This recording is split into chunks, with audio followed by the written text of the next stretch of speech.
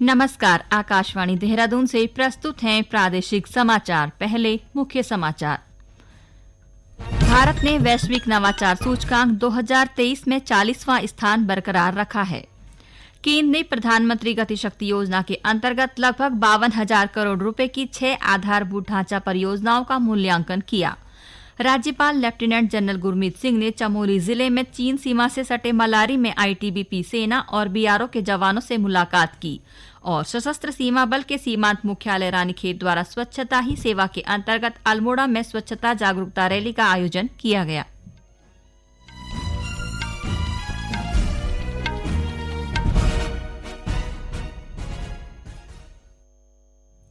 समाचारों के साथ मैं नीता कांडपाल। अब समाचार विस्तार से। भारत ने वैश्विक नवाचार सूचकांक में 40वां स्थान बरकरार रखा है। नीति आयोग ने बताया कि वैश्विक नवाचार सूचकांक में शामिल 132 देशों की अर्थव्यवस्था में भारत का 40वां स्थान बरकरार है। यह रैंकिंग विश्व बौद्धिक संपदा संगठन ने जारी की है। नीति आयोग ने बताया कि पिछले कई वर्षों से वैश्विक नवाचार सूचकांक में भारत की बढ़त बनी हुई है। 2015 में भारत का 81वां रैंक था, जो 2023 में 40वां हो गया। चंपावत जिला मुख्यालय में आज से 3 दिवसीय national millets agriculture and government achievement expo 2023 शुरू हो गया है। जिले के गौरल चौड़ मैदान में आयोजित इस एक्सपो में जिले के विभिन्न विभागों द्वारा स्टॉल लगाकर प्रदेश सरकार की जन कल्याणकारी योजनाओं का प्रदर्शन किया जा रहा है। साथ ही किसानों और स्थानीय लोगों को मिलेट्स की उपयोगिता के संबंध में जानकारी भी दी जा रही है। परियोजना निदेशक आलोक चौधरी ने बताया कि इस कार्यक्रम में प्रदेश भर से सभी विभागों के 40 से अधिक स्टॉल लगाए गए हैं। मोदी जी के आग्रह पर यूनाइटेड नेशन ने 2023 को मिलेट्स ईयर घोषित किया हुआ, तो उसी क्रम को देखते हुए हमें ये बोला गया था कि एक चंपावत में मिलेट्स पर एक आयोजन किया जाए, जिससे लोगों को मिलेट्स के प्रति जागरूकता हो सके और ज्यादा से ज्यादा उसका सेवन कर सके। तो इसी के उद्देश्य को देखते हुए यहाँ एक मेला लगाया गया है, जिसमें करीबन प्रदेश भर से 40 से ज्यादा स्टॉल लगे हुए हैं और उसमें सभी विभागों के स्टॉल है, सरकारी गैर सरकारी स्वयं सहायता समूह। तो वो अपनी योजनाएं लोगों को बता रहे हैं। अनंत चतुर्दशी का त्योहार आज श्रद्धा और उल्लास के साथ मनाया जा रहा है।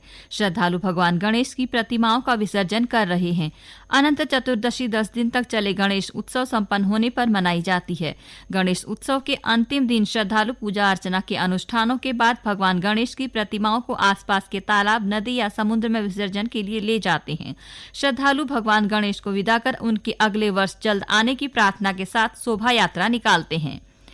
चमोली के जिलाधिकारी हिमांशु खुराना ने बद्रीनाथ मास्टर प्लान के अंतर्गत संचालित पुनर्निर्माण कार्यों का निरीक्षण किया। इस दौरान उन्होंने निर्माणदायी संस्थाओं को सभी कार्य गुणवत्ता के साथ समय से पूरा करने के निर्देश दिए। जिलाधिकारी ने कहा कि श्रद्धालुओं की सुविधा को देखते हुए बद्रीनाथ में निर्माण कार्य प्रगति पर हैं और तीर्थयात्रियों को आने वाले समय में और बेहतर सुविधाएं मिलेंगी। जिलाधिकारी ने बद्रीनाथ महायोजना के अंतर्गत संचालित river front development, civic immunity centre, ISBT lake front और हॉस्पिटल एक्सटेंशन कार्यों का निरीक्षण करते हुए जरूरी निर्देश दिए।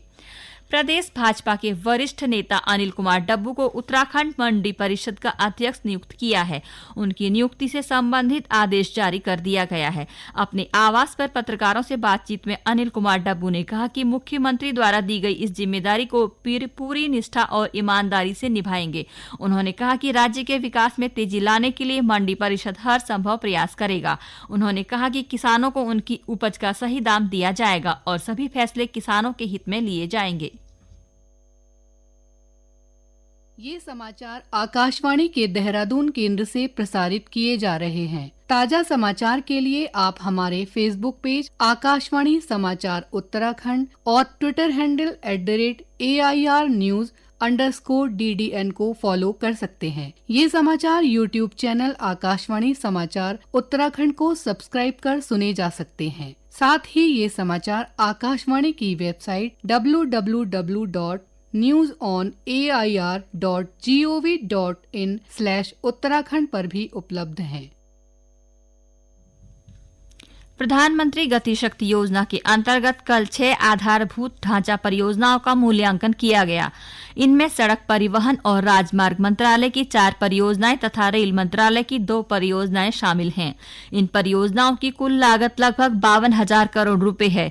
यह बैठक कल उद्योग और आंतरिक व्यापार संवर्धन विभाग में लॉजिस्टिक की विशेष सचिव सुमिता द्वारा की अध्यक्षता में नई दिल्ली के यशोभूमि कन्वेंशन सेंटर में हुई।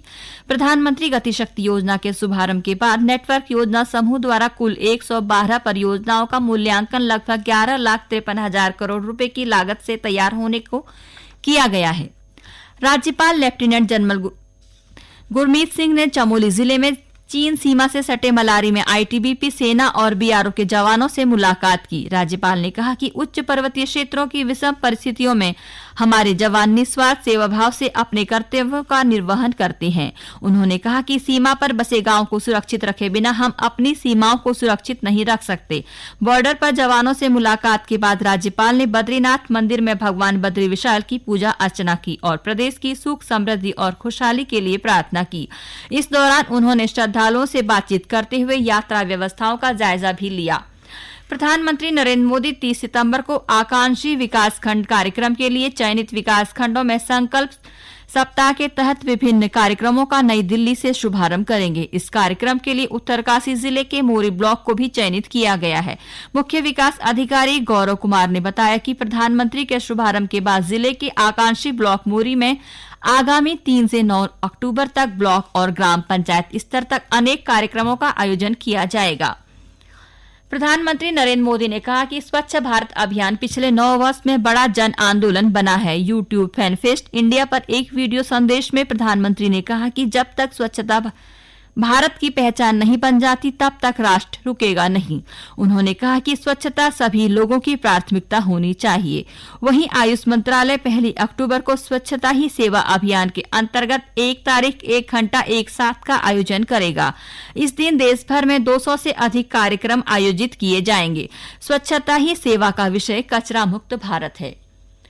सशस्त्र सीमा बल के सीमांत मुख्यालय रानीखेत द्वारा स्वच्छता ही सेवा के अंतर्गत अल्मोड़ा में स्वच्छता जागरूकता रैली का आयोजन किया गया। रैली में रानीखेत के नागरिकों और एसएसबी जवानों और अधिकारियों ने हिस्सा लिया।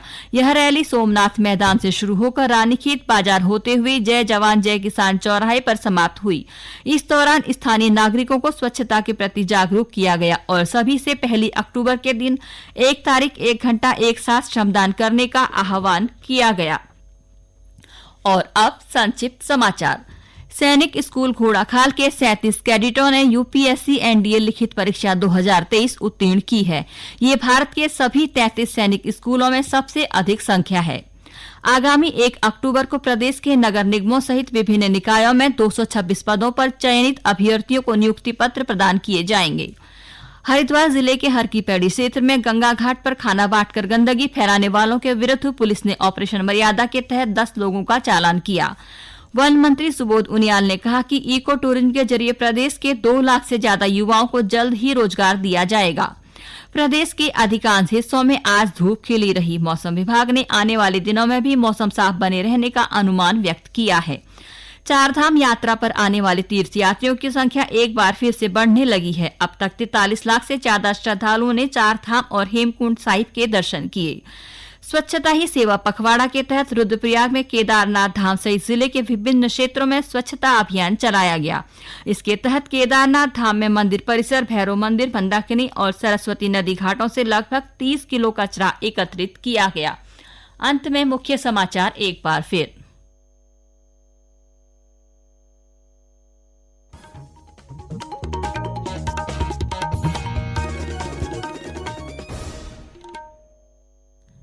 भारत ने वैश्विक नवाचार सूचकांक 2023 में 40वां स्थान बरकरार रखा है। केंद्र ने प्रधानमंत्री गति शक्ति योजना के अंतर्गत लगभग 52,000 करोड़ रुपए की 6 आधारभूत ढांचा परियोजनाओं का मूल्यांकन किया। राज्यपाल लेफ्टिनेंट जनरल गुरमीत सिंह ने चमोली जिले में चीन सीमा से सटे मलारी में आईटीबीपी, सेना और बीआरओ के जवानों से मुलाकात की और सशस्त्र सीमा बल के सीमांत मुख्यालय रानीखेत द्वारा स्वच्छता ही सेवा के अंतर्गत अल्मोड़ा में स्वच्छता जागरूकता रैली का आयोजन किया गया। इसके साथ ही प्रादेशिक समाचार का ये बुलेटिन समाप्त हुआ। नमस्कार।